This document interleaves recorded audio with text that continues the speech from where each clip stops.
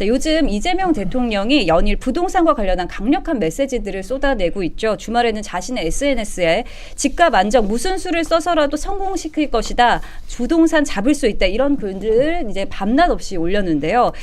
오늘 아침에 또 강남에서 4억 낮춘 급매물이 나왔다는 기사를 공유하기도 했고요. 국민의힘의 비판에 대해서는 망국적 부동산 투기 옹호를 중단하라라고도 메시지를 냈습니다. 또 거기에 그치지 않고 오늘 오후에 또 속보가 나왔죠. 청와대에서 다주택자 양도소득세 중과 유예는 5월 9일에 반드시 종료한다. 그간의 이 대통령의 메시지와 일치하는 그런 메시지인데 분명히 종료한다. 이렇게 다시 한번 못을 박았습니다. 이재명 대통령이 굉장히 뭔가 쫓기듯이 강한 의지를 좀 표명하고 있는데 이렇게 부동산에 대해서 대통령이 직접 메시지를 쏟아내는 거 이거 좀 어떻게 보세요? 좋지 않죠. 제가 대통령실에서 일할 때도요. 정책실장선에서 고위 관계자 메시지로 부동산 관련돼서 뭐 진화 작업에 나섰다라고 하는 그런 기사 하나 만드는 것도 굉장히 민감하게 관리를 했습니다. 왜 그러냐면 부동산을 진작하기 위한 대책을 수립한다는 것 자체가 부동산이 과열됐다라고 하는 인정이 될 수가 있기 때문에 그 자체가 또 다른 시장 과열로 이루어질 수가 있거든요. 그렇기 때문에 특히 이 시장 관련, 특히 부동산 관련된 메시지는 굉장히 저희가 섬세하게 다루는 것이 기본 상식입니다. 그런데 지금 뭐 정책실장이나 뭐 경제부 총리도 아니고 국토부 장관도 아니고 대통령이 그것도 SNS를 통해서 이렇게 과격한 메시지를 낸다라고 하는 것은요. 어떤 제도권의 문법과 상식에는 맞지 않는 행태다. 일단 이걸 좀 지적을 드리고요. 그러니까 지금 결과적으로 난리가 났습니다. 왜냐하면 이건 대국민을 상대로 일종의 협박을 한 거죠. 그렇죠. 그러니까 조만간 부동산 무조건 떨어질 거니까 지금 안 팔면 큰일 날걸? 이라고 시장을 넘어서 국민들에게 지금 도전을 한 상황이기 때문에 이 애티튜드 자체도 굉장히 잘못됐고요. 저는 그중에서 내용이 제일 황당합니다. 부동산 투기가 나라 망쳤다라고 표현을 했잖아요. 그럼 나라 망친 사람은 노무현, 문재인, 이재명 세 사람입니다. 맞잖아요. 국민의힘 정권에서는 부동산 이렇게 폭등시킨 적이 없습니다. 보수 정권에서는요. 오히려 윤석열 정권 초기에는 금리가 올라가고 이 양적 완화 기조에서 긴축재정 기조로 바꾸게 되면서 부동산 오히려 떨어졌습니다. 노무현 정권 때 2배 올랐고요. 문재인 정권 때 더 올랐습니다. 그리고 이재명 정권 6개월 동안 문재인 정권이 역대 최대 6개월간 8%가 올라서 역대 최대치였는데 그 기록을 8.4%로 갈아치웠습니다. 나라 누가 지금 망치고 있죠? 망국적인 투기, 뭐 투기가 원인이 됐건 뭐가 됐건 부동산 폭등을 누가 시켰습니까? 본인들이 지금 나라 망쳤다고 자백하고 있는 거잖아요. 뭐 그렇게 당당합니까? 그러면 부끄러움을 알아야 되는데 마치 언론이 선동을 하고 국민의힘이 무슨 뭐 준동을 해가지고 부동산이 올라가는 것처럼 이렇게 인식을 하고 있다는 것 자체가 굉장히 이제 메타인지적인 문제가 있다. 그러니까 지금 상황 자체를 진단을 못 하고 있는 거고요. 뭐 뒤에 지금 뭐 5,000피도 하는데 부동산 못 잡겠냐라고 하는데 참 이런 오만하고 이 경제에 대해서 일천한 이런 얘기들에 대해서는 추후 더 논평을 하겠습니다. 저 같은 경우에는 그 주말 새 보면서 이렇게 트럼프의 소통 방식을 따라하고 있나 이런 생각이 들었어요. 너무 X를 활용을 많이 해서 구 트위터죠. 네, 그래서 되게 열심히 하신다라는 생각이 들고 두 번째는 자신감이 대단하시다. 왜냐하면 코스피 5천에 대해서 좀 오래 걸릴 거라고 생각했던 사람들도 있었지만 아주 단기간에 올린 거에 대해서 주변에서 칭찬을 많이 들으셨나 봐요. 그래서 되게 자신감이 넘쳤는데 코스피 5천에 관련해서는 다들 많이 논평하셨으니까 좀 줄이기도 하고 결국은 주식으로 부양된 금액들이 돈들이 결국 이제 부동산으로 들어갈 텐데 네. 주변에서 이재명 대통령 주변에 있는 사람들이 이제 주식으로 투자하겠다 하고 하다가 이제 부동산으로 넘어가는 것을 좀 낌새를 채렸는지 급하게 이제 SNS 올리신 건 아닌가.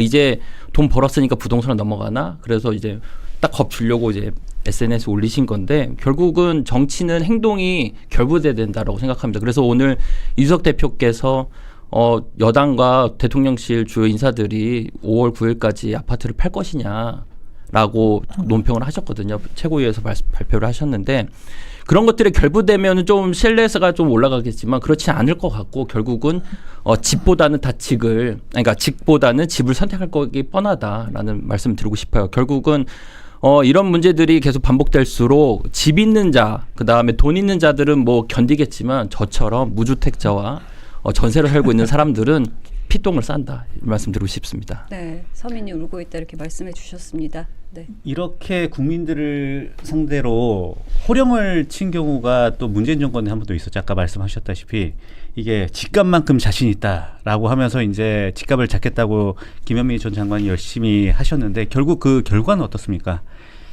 역대 정말 최고 수치로 이제 부동산 가격이 오르지 않았습니까? 결국에는 어젠가요? 그 이재명 대통령이 그 불법 계곡을 정상화를 자기가 했고 그리고 코스피 5천을 했으니 부동산은 내가 잡을 수 있다. 이거 논리적인 좀 비약이 있습니다. 사실 부동산을 잡는 것과 코스피 5천을 하는 것과 그 불법 계곡을 뭐 정상화시키는 거 무슨 관계가 있습니까? 아무 관계도 없는데 내가 이걸 했으니 자신감이 있다라는 반론인데요.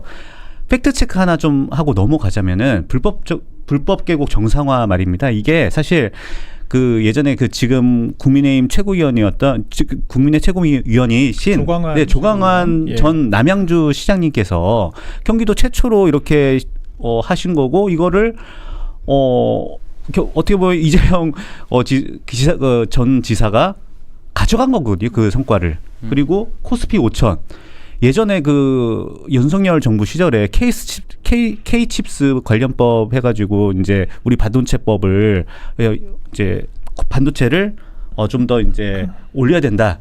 이런 이제 법들을 어떻게 보면 막은 사람이 이재명입니다. 네. 그때 당대표였던 이재명이 이거 재벌 퍼주기냐라고 할 정도로 이렇게 비판했던 건데 지금 반도체 잘 되니까 또 자기 덕이라고 하고 이거는 결국에는 앞뒤가 안 맞는 이 논리이기 때문에 그 자신감이 어디서 나왔는지 저는 좀 궁금하네요. 예.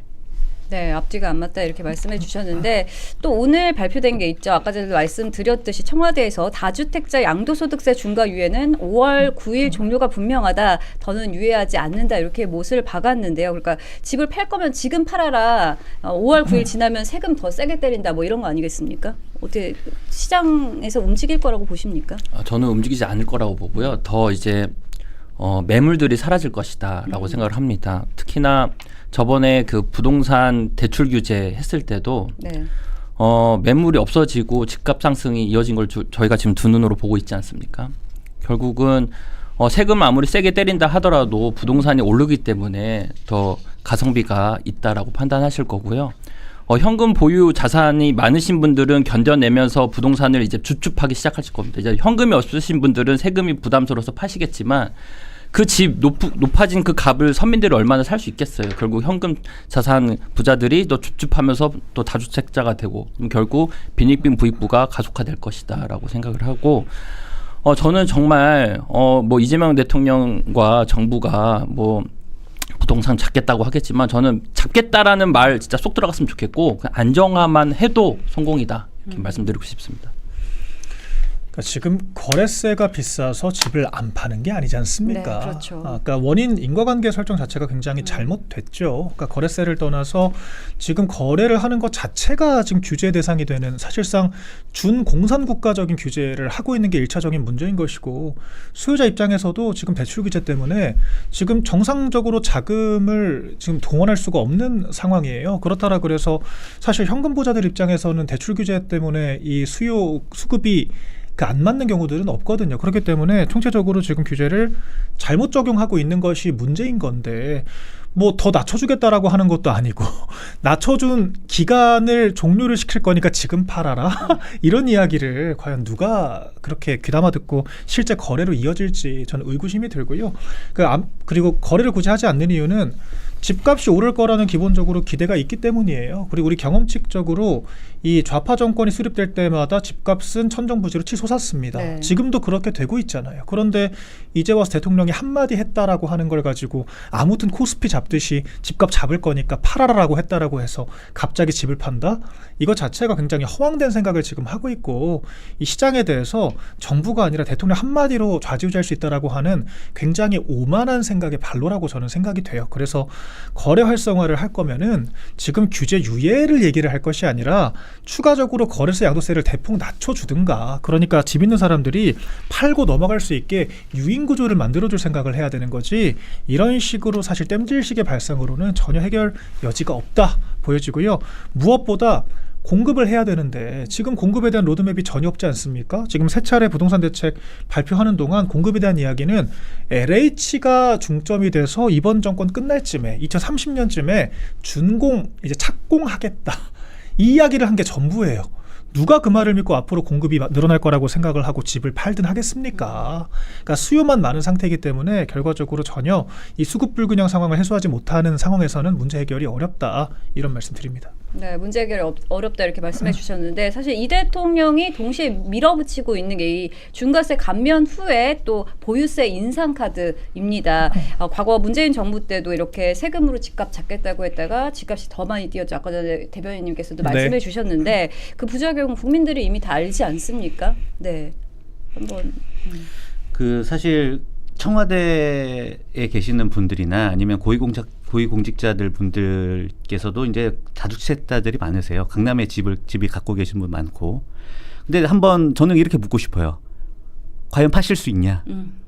지금 이제 말씀하셨다시피 보유세가 지금 상당히 좀 높고 그리고 지금 이제 대출 규제도 심각하기 때문에 지금 서울 집값 뭐 지금 웬만해서는 15억 다 넘어가는데 6억 가지고 지금 직구하실 수 있는 분들이 계신지 저는 좀 반문하고 싶고요. 결국에는 이재명 대통령이 한번 그 고위공직자 분들한테 빨리 집 팔아라라고 했을 때 거기에서 몇 분이 파실 수 있는지 우리가 한번 또 지켜보면은 그것도 나름대로 재미있는 결과가 나오지 않을까 저는 생각이 듭니다. 네.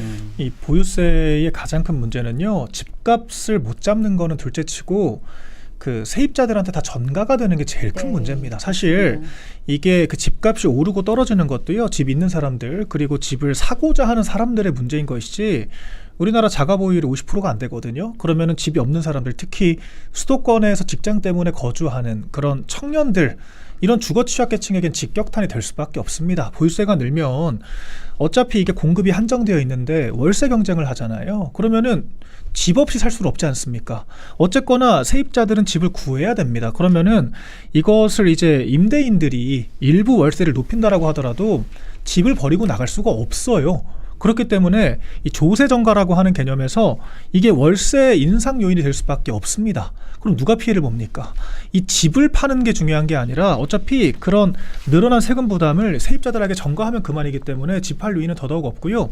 청년들 자산 형성만 어려워지고 빈익빈 부익부만 더 커집니다. 그러니까 이런 식의 잘못된 해결책을 강구한다라고 하는 것 자체가 이 조세라고 하는 것에 대한 경제적인 개념이 전혀 안 갖춰져 있다라고 하는 걸로 저는 읽힙니다. 그렇기 때문에 대책이 잘못된 걸 떠나서 주거 취약계층을 더 이제 궁지로 밀어넣는 그런 잘못된 지금 정책이 될 수가 있다.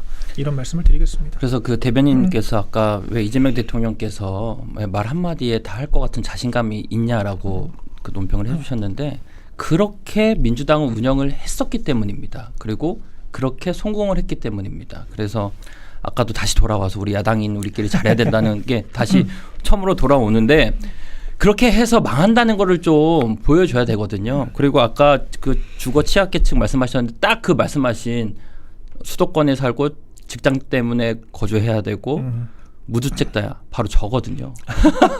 저도 해당됩니다. 네, 저도 해당됐는데 그 부동산을 그 잡으려면 결국 그 공급에 집중을 해야 되고 또 이제 규제나 뭐 대출 규제나 이제 세금으로 가는 건데 처음에 그 대출 규제 했을 때 세금으로 가는 거는 좀 조심하겠다라는 말씀들을 그 민주당 쪽에서 많이 하셨었어요. 그 당시에. 근데 결국은 그 카드를 만지작거리는 거고 그러니까 이런 겁니다.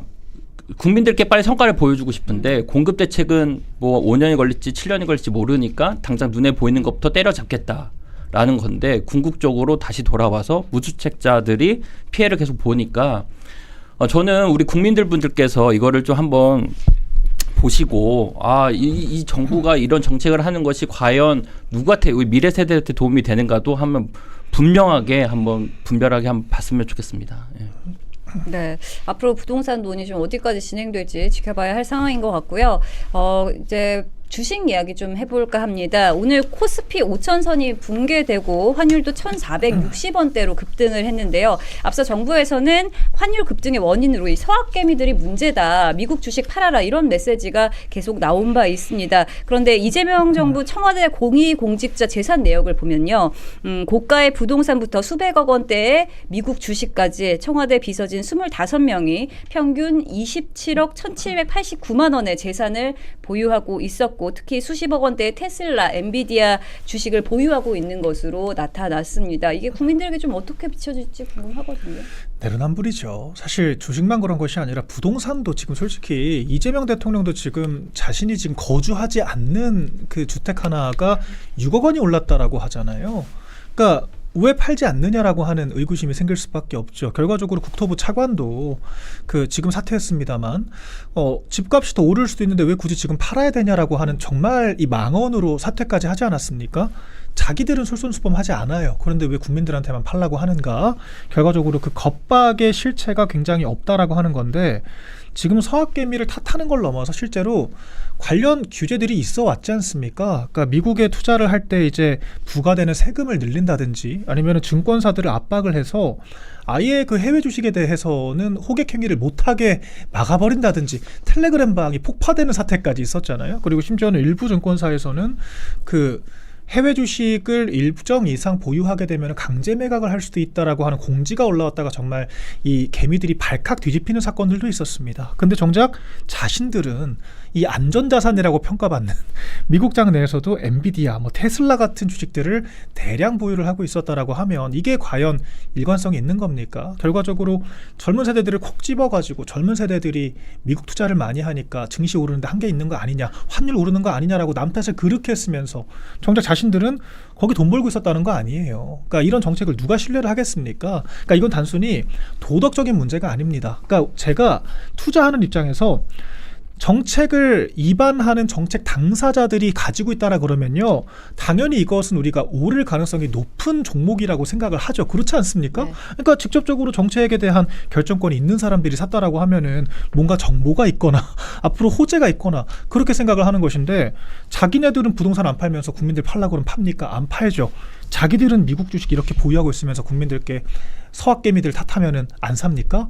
사죠. 그러니까 지금 정책 자체가 굉장히 태도부터가 잘못되어 있다라고 하는 거고요. 이 정책 위반자들이 솔선수범하지 않으면 이 일반 유권자 국민들은 따라가지 않는다라고 하는 사실을 명심해야 됩니다. 네, 자세하게 보면 이제 법무비서관 가족이 테슬라 주식만 94억 원어치를 보유하고 있다는 보도가 나왔고요. 인사혁신처장은 재산의 절반에 가까운 26억 원을 비트코인, 이더리움 같은 암호화폐에 투자를 했다고 밝혀졌습니다. 투기성 자산에 이렇게 가상화폐까지 공직자 재산이 나올 때마다 참 놀라긴 하는데 이번에도 굉장히 놀랐거든요. 저는 안 놀랐어요. 네. 네, 왜냐하면은 투자는 네. 자유롭거든요. 저는 자유롭게 투자가 가능하다고 생각을 합니다. 이게 뭐 공직자든 대통령이든 정치인이든 저는 자유롭게 투자가 할 수 있다라고 생각하거든요. 그게 비트코인이든 가상자산이든 뭐 다 상관없는데 근데 그런 말을 해서는 안 되죠. 뭐 이거 서학개미 때문이다. 젊은이들 쿨병 때문이다. 근데 저는 그런 쿨병 그런 말 볼 때마다 오히려 화병 나거든요. 저는 화병이 나는데 그러니까 내로남불을 하면 안 된다라는 게 기저에 깔려야 되는 거고 실질적으로 정부의 사람이라면은 좀 더 높은 그런 그 책임을 생각을 해야 됩니다. 그러니까 이렇게 만약에 투자를 했을 경우에는 이게 또 어떻게 보면은 젊은이들에게는 성공 방식으로 보일 거거든요. 근데 이분들이 26억 비트코인 하는 건 정말 상관없는데 저는 아까 우리 대변인님 말씀하셨던 것처럼 내로남불 하지 말자라는 겁니다. 그래서 저는 다시 한번 이 자리에서 말씀드리고 싶은 거는 아까 이준석 대표가 집을 팔아라라고 팔 것이냐 대부는 것처럼 주식 팔 것이냐 비트코인 팔 것이냐 이 자리에서 좀 묻고 싶습니다. 네, 지금 많은 분들이 지금 테슬라 주식이 94억 원이냐 이러면서 굉장히 놀랐는데요. 지금 주진우 국민의힘 의원이 이장형 청와대 법무비서관 본인과 자녀가 94억 원의 테슬라 주식을 보유했다 이렇게 밝혔습니다. 이거 좀 어떻게 보셨어요? 사실 저도 그 평균에 뭐 함정이 있을 수 있지만 평균 27억 1,789만 원의 재산을 보유한 것으로 이제 나타났다고 보는데 사실 그 좌파라고 하면은 이제 청렴하고 이제 본인보다 이제 사회에 기여하는 사람들이 보통 이제 좌파를 하는구나라는 그런 보통 사람들의 고정관념이 있을 수 있는데 이 수치만 이제 보시더라도 이거는 이제 그런 사회를 더 생각한 게 아니라 본인의 재산 증식을 조금 더 생각하는 어떻게 보면은 수국 기득권에 더 가까운 분들 아닌가 저는 생각이 들고요. 아까 말씀하셨다시피 이게 본인은 이제 혁신 기업에 투자를 해서 그렇게 수익을 본 거다라고 일단 말을 할 수 있어요. 그것도 자유민주주의 국가에서 어디 투자하든 본인의 자유니까 아까 그 말씀하셨다시피 전 똑같다고 보는데 그런데 누구는 투자고 누구는 투기고 누구는 욕망이고 이런 식으로 이분법적으로 나눠서 우리 편은 투자고 너네는 투기고 이런 이분법적으로 지금 보는 국민들을 나누려고 하는 이런 그 정부의 자세가 저는 올바르지 않다라고 생각합니다. 네. 네, 사실 정책의 진정성을 좀 보이려면 이렇게 정책을 결정하는 청와대 참모진들부터 이렇게 좀 주식을 처분해야 되지 않나 이런 생각이 들거든요. 그러니까 주식도 처분을 해야 되고 집도 팔아야 된다. 제가 그 말씀 거듭 드리는 것이 아까 그 논란됐던 국토부 차관이 이상경 차관이었거든요. 얼마 전에 보니까 재산 공개를 했습니다. 재산이 7억 원이 늘어났어요. 64억 원이 됐습니다. 그 당시에 이 갭투자 주택이 논란이 되니까 지금이라도 팔 생각이 없냐라고 언론인이 물었거든요. 네. 그때 이상경 차관이 뭐라 그랬냐. 아니 나도 그 이득을 취할 수 있는 입장인데 집값이 오를 수 있는데 왜 지금 굳이 팔겠냐라고 얘기를 한 거예요. 정말 순수하게 이야기를 하신 거죠. 네. 근데 자기도 오를 거라고 전망을 하고 안 팔겠다라고 하면서 국민들한테 지금 팔라 그러면 그렇죠. 말이 되나요? 그러니까 자기가 우린 떨어질 거라고 확신하고 떨어지는 정책을 할 거기 때문에 나 지금 팔 거다. 나부터 팔겠다. 사셔라. 근데 손해보는 건 우리가 책임 못 진다. 이게 사실 맞는 그렇죠. 자세 아닌가요? 정반대로 본인들도 이득 보겠다고 하는데 지금 보니까 재산이 7억이 늘었지 않습니까? 자기들도 이득을 보는데 왜 국민들한테 팔라고 하죠? 자기들이 주워 담겠다는 건가요? 그러니까 이건 전혀 지금 앞뒤가 안 맞는 지금 정책들을 하고 있는 거예요. 그러니까 지금도 법무비서관이면 사실상 사정국면 자체를 총괄할 수 있는 입장이고요. 그러니까 사정기관, 그러니까 정보기관들의 정보 보고를 받는 입장입니다. 근데 이런 사람들이 주식을 보유하고 있다, 해외 주식이기 때문에 위법성이 없다라고 할지라도 국민들께서 합리적으로 판단하지 않겠어요? 시장 참여자들이 봤을 때는 저 정도의 정보를 컨트롤하는 입장에 있는 사람이 100억 가까운 돈을 투자를 할 정도면 굉장히 우량주구나라고 생각하지 않겠습니까? 그러면서 자기는 보유하고 있는데 국민들께 팔아라?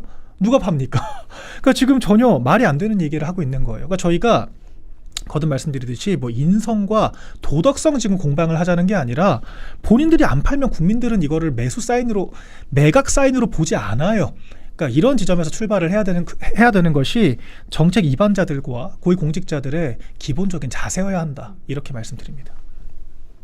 네, 어떻게 좀 보고 계세요? 이미 전 다 얘기해가지고 네. 네. 하여튼 저한테 또 마이크를 주시니까 너무 감사한데, 그러니까 이재명 대통령이 지금까지 왔던 그 주식에 대한 그런 생각들을 부동산을 이제